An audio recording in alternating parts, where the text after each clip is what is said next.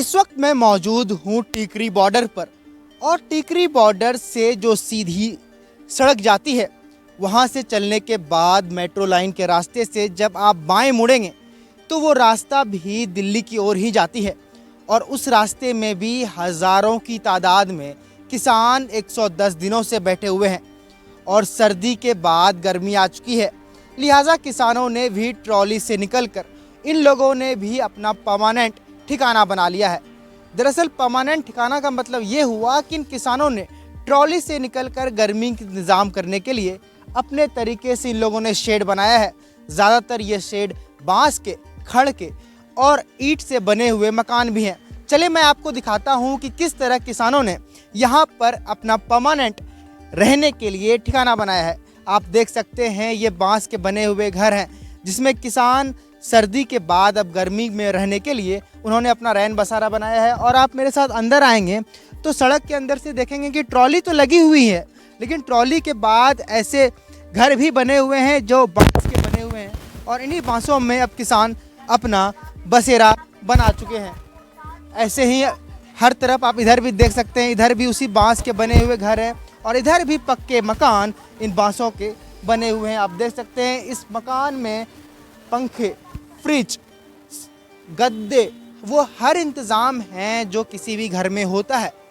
भले ही ये बांस के बने हुए मकान हैं, लेकिन टिकरी बॉर्डर पर कई ऐसे मकान भी हैं जो ईंट और मिट्टी के बने हुए हैं और ये किसान इन घरों को पक्के मकान का नाम दे रहे हैं।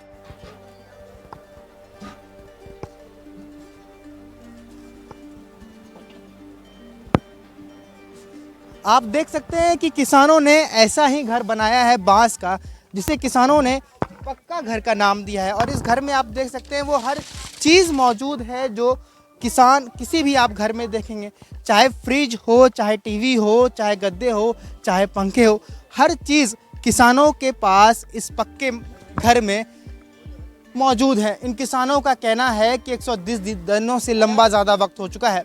लिहाजा ये किसान जिस तरह इन लोगों ने घर को मजबूत किया है उस तरह इनके इरादे भी मजबूत हैं। अब चलिए मैं आपको लेके चलता हूँ उन किसानों के पास जिन्होंने ये घर बनाया है।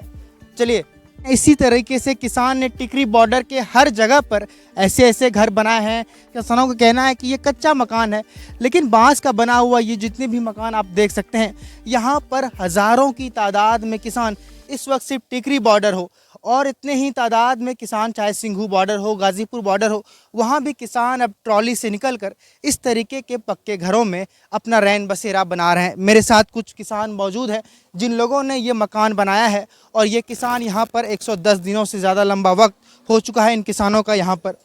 ये लोग पंजाब के अलग अलग जगहों से यहाँ पर आए हुए हैं और अब इन लोगों ने ट्रॉली से निकलकर ऐसे ही इन लोगों ने अपना बसेरा बनाया है। इन किसानों का कहना है कि जब सरकार बंगाल जा चुकी है उस वक्त सबसे बड़ी बात यह है कि किसान अपना मनोबल न टूटने दे और किसान उसी तरीके से पक्के इरादे और मजबूत इरादे के साथ यहाँ पर बैठे हुए हैं। आप लोग ये बताएं, ट्रॉली से ठंड में थे, अब गर्मी आ चुकी है, आप लोगों ने पक्का मकान बना लिया है।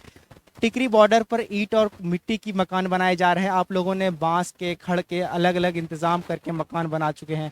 क्या इरादा है, पक्का इरादा है आप लोगों का? ऐसे है, गर्मी आ गई है तो ट्रॉली में तो गर्मी में बैठा नहीं जाता। जब तक सरकार नहीं मानेगी हम भी बैठे हैं। कि सरकार न बातचीत कर रही है और सरकार के सभी मंत्री अभी बंगाल चुनाव में बिजी हैं, क्या कहना चाहें? जो सरकार के मंत्री हैं जी, जो तो वो तो बंगाल में चले गए। यहाँ जिम्मेदारों को कोई, किसानों का कोई हाल नहीं पूछ रहा है। सभी किसान यहाँ, मच्छर भी है अब तो।